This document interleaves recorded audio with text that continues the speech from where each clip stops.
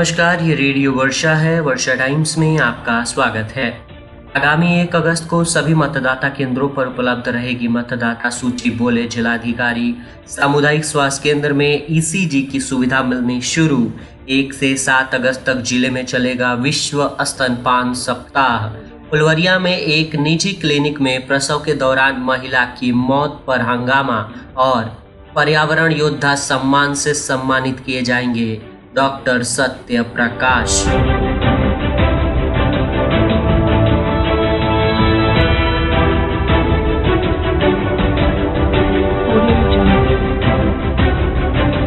वर्षा times के साथ मैं नवनीत।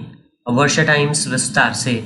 जिला निर्वाचन पदाधिकारी पवन कुमार सिन्हा ने जिले में चल रहे मतदाता सूची पुनरीक्षण कार्य को लेकर प्रेस वार्ता आयोजित की। इस दौरान उन्होंने एक एक बिंदु पर पुनरीक्षण कार्य को लेकर जानकारियां दी। उन्होंने बताया कि कैसे हमारे बूथ लेवल ऑफिसर एक एक मतदाता के घर पहुंचकर उन्हें फॉर्म भरने के लिए प्रेरित कर रहे हैं, जिसकी वजह से 98% से अधिक फॉर्म भरे जा चुके हैं। उन्होंने बताया कि जिले में पहले से 20,55,845 मतदाता थे। इस बार पुनरीक्षण कार्य में 17,34,317 मतदाताओं का फॉर्म जमा हो चुका है। इसके अलावा 69,837 मतदाता जिनकी मृत्यु हो चुकी है, उनकी पहचान कर ली गई है। उन्होंने बताया कि 1,22,326 मतदाता स्थान परिवर्तित कर चुके हैं। 26,949 मतदाता जो पहले से ऑलरेडी इनरोल्ड थे, यानी इनको दो जगह पर नाम चल रहा था। इस तरह से कुल 2,75,292 लोगों का नाम मतदाता सूची से डिलीट होगा और इन्हें एक एक मतदाताओं की पहचान की गई है। हालांकि 1 अगस्त को सभी मतदान केंद्रों पर नई सूची उपलब्ध करा दी जाएगी ताकि वहां का हर मतदाता उस सूची में अपना नाम की पुष्टि कर सके। अगर किसी को भी मतदाता सूची पर दावा या आपत्ति हो तो वो लोग आवेदन कर सकते हैं। इस पर सुनवाई कर उनके दावे आपत्ति का निराकरण किया जाएगा। जिला निर्वाचन पदाधिकारी ने बताया कि इस बार जिले में 361 नए मतदाता केंद्र बनाए गए हैं, जहां 1 अगस्त से पहले बूथ लेवल ऑफिसर की तैनाती कर दी जाएगी। चूंकि 1200 मतदाता पर एक मतदान केंद्र रखना है, ऐसे में जहां मतदाताओं की संख्या अधिक थी वहां नया मतदान केंद्र बनाया जा रहा है। इस तरह से गोपालगंज में पहले से 2012 मतदान केंद्र थे, जिन्हें इस बार बढ़ाकर 2373 कर दिया गया है, यानी 361 नए मतदान केंद्र बनाए गए हैं। इसके लिए सभी राजनीतिक दलों के प्रतिनिधियों के साथ भी विचार विमर्श किया गया है। जिला निर्वाचन पदाधिकारी के द्वारा एक नई पहल की गई। उन्होंने लाल और ब्लू कलर का 2 मुहर फॉर्मों पर लगा कर रखी। लाल मुहर ऐसे लोगों के भरे गए जिनका नाम डिलीट होना है। ब्लू कलर के मुहर ऐसे फॉर्म पर लगाए गए जिनका नाम हर हाल में मतदाता सूची में जोड़ा जाएगा। इस मुहर की वजह से फॉर्म का सत्यापन करने में काफी आसानी हुई और इसे इलेक्शन कमीशन के निर्देश पर पूरे बिहार में लागू करवाया गया। साथ में इस पुनरीक्षण कार्य के दौरान वीडियो एविडेंस भी तैयार किए गए ताकि इस कार्य की पारदर्शिता को लेकर साक्ष्य भी आवश्यकता पड़ने पर प्रस्तुत किया जा सके। कई वीडियो को प्रेस वार्ता के दौरान दिखाया भी गया। बैकुंठपुर सामुदायिक स्वास्थ्य केंद्र में जिला स्वास्थ्य समिति की ओर से हर संभव सुविधा और उपकरणों को मुहैया कराने का लगातार प्रयास किया जा रहा है। इसी क्रम में सामुदायिक स्वास्थ्य केंद्र बैकुंठपुर में ईसीजी की सेवा शुरू कर दी गई है, जो जरूरतमंदों के लिए मील का पत्थर साबित होगी। इस संबंध में विस्तृत जानकारी देते हुए रेडियो वर्षा के संवाददाता सत्य प्रकाश वर्मा ने बताया कि अस्पताल के इमरजेंसी वार्ड में ईसीजी सिस्टम लगाया गया है। पटना से पहुंची टीम ने ईसीजी सिस्टम लगाने के बाद ट्रायल लिया। ट्रायल पूरी तरह सफल होने के बाद सेवा शुरू कर दी गई है। हेल्थ मैनेजर कमरान हसन ने बताया कि सामुदायिक स्वास्थ्य केंद्र में आपातकालीन मरीजों को ईसीजी सेवा का लाभ निःशुल्क तौर पर मिलेगा। उन्होंने बताया कि सड़क दुर्घटना, मारपीट, बर्निंग, सर्पदंश सहित अन्य हादसों में गंभीर रूप से घायल या पीड़ित मरीजों का ईसीजी किया जाएगा। ब्लड प्रेशर, शुगर सहित अन्य आवश्यक जांच के बाद सामान्य स्थिति पाए जाने पर स्थानीय स्तर पर ही इलाज किया जाएगा, जबकि चिंताजनक स्थिति वाले मरीजों को बेहतर इलाज के लिए सदर अस्पताल रेफर किया जाएगा। प्रभारी चिकित्सा पदाधिकारी डॉक्टर अनिल कुमार सिंह ने बताया कि ईसीजी की मशीन लगने के बाद हार्ट के मरीजों का भी इलाज अब आसानी से होगा। उन्होंने बताया कि अस्पताल में जल्द ही अल्ट्रासाउंड सेवा भी शुरू कर दी जाएगी। इसके साथ ही स्वास्थ्य विभाग की ओर से अनुमति प्राप्त हो चुकी है। बैकुंठपुर थाने के भगवानपुर गांव में 2 पक्षों के बीच हुए खूनी संघर्ष में एक ही परिवार के 3 लोग घायल हो गए। घायलों में बैरिस्टर कुमार, पत्नी प्रियंका कुशवाहा, मां कौशल्या देवी शामिल हैं। घायलों को इलाज के लिए सामुदायिक स्वास्थ्य केंद्र में भर्ती कराया गया। डॉक्टरों ने प्राथमिक उपचार के बाद सदर अस्पताल रेफर किया है।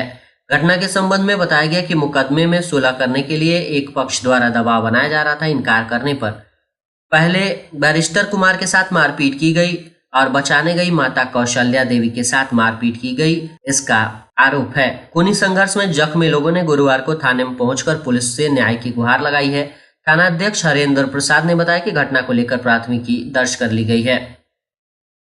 पुलिस अगर सक्रिय हो जाए तो पुलिस के चंगुल से किसी प्रकार के अपराधी को बचना मुश्किल है। इसी कड़ी में मांझागढ़ थाना की एएसआई संजय कुमार ने अपने दल बल के साथ मांझागढ़ थाना क्षेत्र कर्णपुरा नहर छठ घाट के समीप मांझागढ़ थाना प्रभारी राजीव रंजन सिंह के नेतृत्व में वाहन जांच कर रहे थे। इसी बीच एक युवक लाल बाइक से मांझागढ़ की तरफ आ रहा था। पुलिस की गाड़ी देख बाइक मुड़ाकर भागने लगा और पुलिस ने अपनी सक्रियता दिखाते हुए युवक का पीछा कर धर दबोचा। उसके बाद युवक की तलाशी ली गई, जिस संबंध में पॉकेट से 2 मोबाइल बरामद किए गए। मोबाइल की जांच करने पर पता चला कि व्हाट्सएप बिजनेस कर साइबर अपराध की घटना को अंजाम देकर लोगों को ठगने का कार्य करता है। जिस संबंध में axis bank, Canara bank, Mahindra bank, federal bank का कोड मोबाइल में पाया गया। झारखंड के रांची जिले करबला चौक अली नगर मोहम्मद इम्ताज के पुत्र मोहम्मद इमाम अंसारी के खाते से 1,50,000 रुपए क्रेडिट कार्ड तथा करीब 1,20,000 रुपए की निकासी की गई है। गिरफ्तार अपराधी की पहचान मांझागढ़ पुलिस के मांझागढ़ थाना क्षेत्र मोजौना पथरा गांव के नवी अहमद के पुत्र परवेज अहमद के रूप में की गई है। इस संबंध में ये रिपोर्ट हमारे तक पहुंचाई थी हमारे संवाददाता सुधीर श्रीवास्तव ने, जिन्होंने बताया कि गिरफ्तार साइबर अपराधी के पास से 2 मोबाइल Vivo T25G और एक बाइक जब्त की गई है। गिरफ्तार अपराधी से मांझागढ़ पुलिस के द्वारा गहन पूछताछ करने के बाद न्यायिक हिरासत में भेज दिया गया है। गिरफ्तार अपराधी के द्वारा पुलिस के समक्ष कबूल किया गया है कि इस कार्य में और लोग भी सम्मिलित हैं। गिरफ्तार अपराधी की निशानदेही पर और भी साइबर अपराधियों को गिरफ्तार करने में मांझागढ़ पुलिस सफलता हासिल कर सकती है। एक समय था कि लोग खून की कमी के कारण मौत के घाट पहुंच जाते थे, परंतु आज के परिदृश्य में युवक अपनी इंसानियत की मिसाल कायम करते हुए खून की कमी वाले मरीजों को रक्तदान कर मरीजों को बचाने में अपनी अहम भूमिका निभा रहे हैं। इसी कड़ी में गोपालगंज जिले के मीरगंज के किशुनदेव ठाकुर रक्त की कमी के कारण मौत से जूझ रहे थे। लकड़ी निवासी अफजल ने रक्तदान कर जान बचाई। वहीं दूसरी तरफ रहमतुल्लाह रक्त की कमी के कारण जूझ रहे थे, जिन्हें कोयनी निवासी पवन सिंह ने रक्तदान करके उन्हें मौत से बचाकर इंसानियत की मिसाल कायम कर दी है। इस मौके पर डॉक्टर SK झा और ब्लड डोनर टीम के सदस्य शाह आलम, गुफरान सिद्दीकी, डब्लू राम ठाकुर, विजेंद्र ठाकुर मौजूद रहे। जिले में 1 से 7 अगस्त तक स्वास्थ्य विभाग विश्व स्तनपान सप्ताह के रूप में मनाएगा। इसके तहत 1 से 7 अगस्त तक मनाए जाने वाले विश्व स्तनपान सप्ताह में आंगनबाड़ी केंद्रों एवं स्वास्थ्य संस्थानों में रक्तपान को लेकर जागरूकता कार्यक्रम आयोजित किए जाएंगे। इसको लेकर शिशु स्वास्थ्य के राज्य कार्यक्रम पदाधिकारी व ICDS निदेशक द्वारा CS व ICDS DPO को पत्र प्रेषित कर 1 से 7 अगस्त तक विश्व स्तनपान सप्ताह मनाने को लेकर आवश्यक दिशा निर्देश दिया गया है। सिविल सर्जन डॉक्टर वीरेंद्र प्रसाद ने बताया कि 1 से 7 अगस्त तक विश्व स्तनपान सप्ताह आयोजित करने को लेकर निर्देश में कहा गया है कि सामान्य और सिजेरियन दोनों प्रकार के प्रसवों में जन्म के 1 घंटे के भीतर स्तनपान की शीघ्र शुरुआत करने पर ध्यान दिया जाना चाहिए। बैकुंठपुर प्रखंड अंतर्गत BO कार्यालय द्वारा इन दिनों फर्जी शिक्षकों का भुगतान धड़ल्ले से किया जा रहा है। इतना ही नहीं, फर्जी शिक्षकों को सक्षमता परीक्षा के लिए नामित कर जिला कार्यालय भेज दिया जा रहा है और वहां से बिना किसी जांच पड़ताल के फर्जी शिक्षकों के वेतन भुगतान एरियर के रूप में धड़ल्ले से किए जा रहे हैं। 1 नहीं 2 नहीं बल्कि दर्जनों ऐसे मामले हैं जिसमें फर्जी शिक्षकों के नाम पर लगातार वेतन विपत्र स्थापना कार्यालय को भेजा जा रहा है। मजे की बात यह है कि बिना उसकी तहकीकात किए मोटी रकम लेकर BO कार्यालय से जिला स्थापना कार्यालय से भुगतान की प्रक्रिया भी अपनाई जा रही है। इस प्रकार बैकुंठपुर प्रखंड स्थित फर्जी शिक्षकों की भरमार हो चुकी है। इस संबंध में विस्तृत जानकारी देते हुए हमारे संवाददाता विद्याभूषण सिंह ने बताया कि वेतन भुगतान भी रिश्वत के बल पर एरियर के रूप में आसानी से हो जा रहा है। बताया जा रहा है कि नवसृजित प्राथमिक विद्यालय बिजलपुर लालपट्टी के शिक्षक मोहम्मद नूर आलम जो फर्जी तरीके से बहाल कर लिए गए हैं। इतना ही नहीं, BO बैकुंठपुर कार्यालय के द्वारा उनका नाम भी सक्षमता परीक्षा में शामिल होने के लिए भेजा जा चुका है और वह सक्षमता परीक्षा में शामिल भी हो चुके हैं। वहीं दूसरी तरफ उत्क्रमित मध्य विद्यालय चांदपुर में सौम्या कुंवर नाम के शिक्षिका का वेतन भुगतान के लिए विपत्र तैयार कर स्थापना कार्यालय में भेजा जा चुका है। उक्त के संबंध में चांदपुर के पूर्व प्रभारी प्रधानाध्यापक फुलेना ठाकुर का कहना है कि मेरे सेवा काल में कोई भी शिक्षक शिक्षिका का योगदान नहीं हुआ है, न तो मैं किसी तरह की शिक्षिका के बारे में जानकारी रखता हूं और न ही मैंने अनुपस्थिति विवरण विभाग को दिया है। फुलवरिया थाने के बथुआ बाजार स्थित एक निजी क्लिनिक में बुधवार की रात प्रसव कराने आई महिला की प्रसव के दौरान मौत हो गई। मृतिका नीतू देवी 25 वर्ष की थी, जो यूपी के देवरिया जिले के रतसिया कोठी थाने के सुंदरपार गांव निवासी कामेंद्र चौहान की पत्नी थी।